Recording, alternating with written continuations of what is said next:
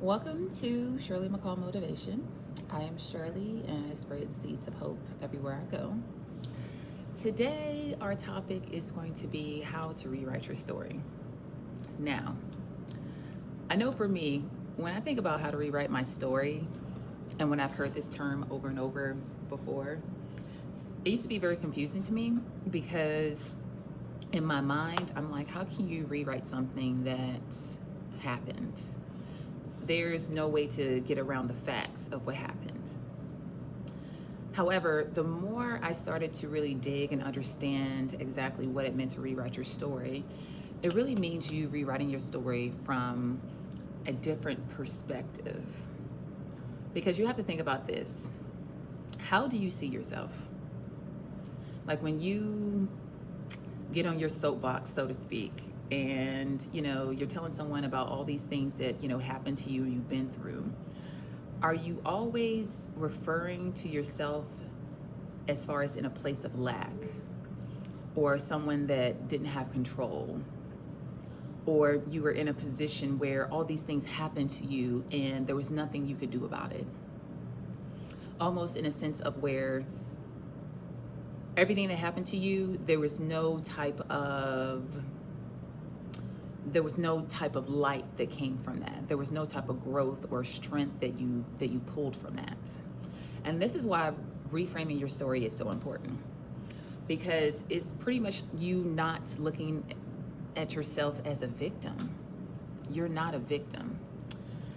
And I can say this personally because whenever I used to tell my story, I would always talk about myself in a place where I was weak, or again, that I was not in control. And a lot of the things that I reference, when I talk about reframing my story, of course, for many of you, maybe some of you, but more so speaking of just myself, because that's the inventory that I have taken over the years is my own stories. I know that when I used to speak about my story, it was always, what had happened to me and why. And it's more so, why did this happen? Why did they do this to me? Why was I not enough? Why did you not see me? Why, after me trying to be this perfect person, this perfect daughter, this perfect friend, why was it not enough? Because I thought that if I showed up and if I did everything I was supposed to do, that I was going to be protected. And that's not the case. You have to realize that you went through things that could have crushed people, crushed them physically, mentally, emotionally, to the point where there was no coming back. Because a lot of people go through some trauma and it changes them forever, and not in a good way.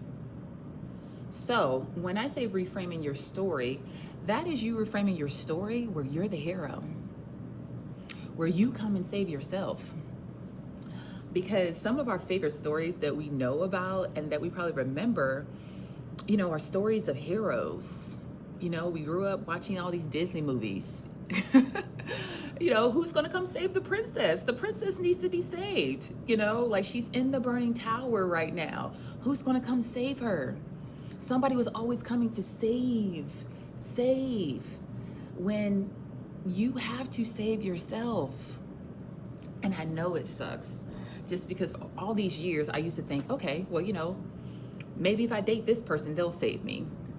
Or, maybe if I make this amount of money, it'll save me. But it doesn't matter how much money you make. It does not matter who you marry. Because what's going to happen, and what's been happening, is that you're going to continue to self-sabotage everything you come across. Because you have not done the internal work of saving yourself. You have not done the internal work of reframing your story so that way you're not a victim. There is power in your story. However, you got to change the narrative.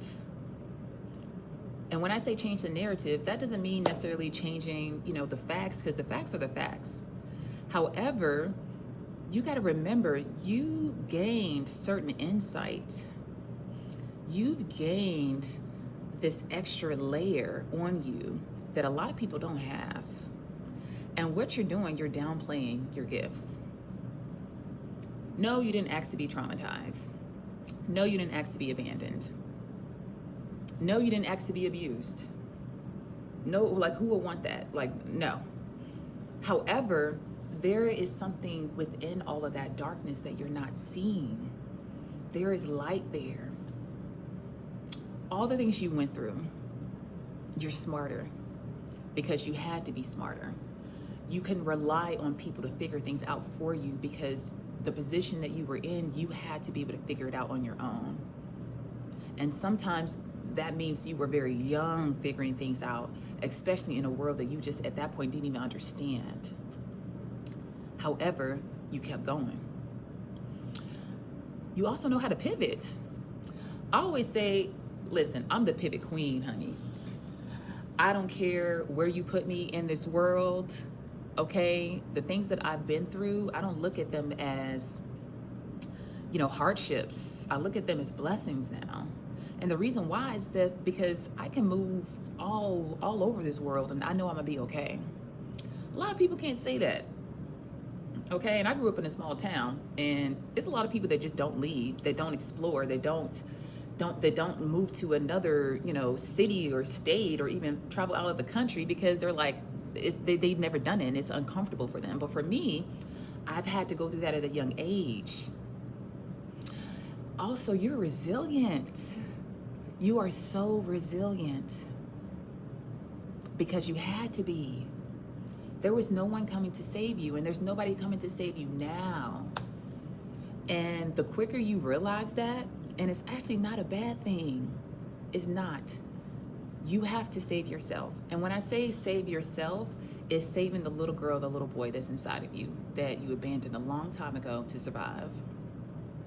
You took that little girl, that little boy, and you locked them up because the environment that you were being raised in, the conditions that you were being raised in, they were not supportive of that little girl, that little boy. And when you did try to bring them out and just be yourself, more than likely they were heavily criticized. And so for you as a child, you're like, I don't know, this doesn't feel right. And every time I do try to do this, I get met with criticism or negativity. So let me be this version. When I'm this version, I feel I'm safe. Nobody's going to hurt me. However, I'm not myself. So now you got to find a place where you can be yourself. And also you got to recognize that you are safe. Nobody's coming to hurt you. Whenever I get anxious, I get overworked, or I'm going through some type of emotional experience that rattles me, or definitely when I have my PTSD moments where I have my flashbacks and it takes me back to moments. I put my hand on my chest, I take a deep breath, and I tell myself that nobody is going to hurt me, I'm safe, and everything's gonna be okay. I say that to myself over and over again, and it calms me. Because you have to realize especially if you went through trauma, your nervous system is so overworked and your nervous system is so dedicated to trauma and to chaos that for a lot of you, your nervous system, the way it's stabilized is through you being in drama and chaos. And so you have to reprogram your nervous system to be calm. This is going to take some time for you to do this. But the first place you can start is by how you talk to yourself. How do you address yourself? How do you see yourself? And I'm not talking about how you may post, you the baddest on Facebook, selfies here and there, like you trying to hype yourself up. That's all superficial. I'm talking about the internal work you got to do. And this is the work you do when you're alone, when nobody else is around. Like, how do you really think about yourself? How do you really feel about yourself? When you make a mistake, what do you say to yourself? Do you say, oh girl, listen, it's all right. Keep going, try again. You're learning something new. You've never been here before.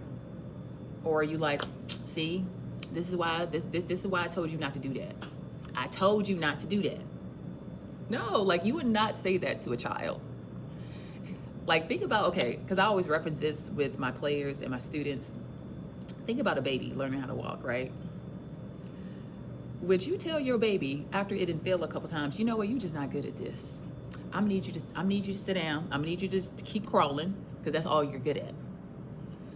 And for the rest of that baby's life, in its mind, it thinks, dang, I can't walk, it's too hard. The moments where I was trying to explore this new thing and put myself out there, I was met with criticism, or someone tried to nitpick it so much that it got to the point where my confidence was so low that I was like, you know what, I'm not even gonna try. You would literally be a grown adult around here crawling around on the floor. Could you imagine? That's how you gotta think about it. You have to let go of the sob story.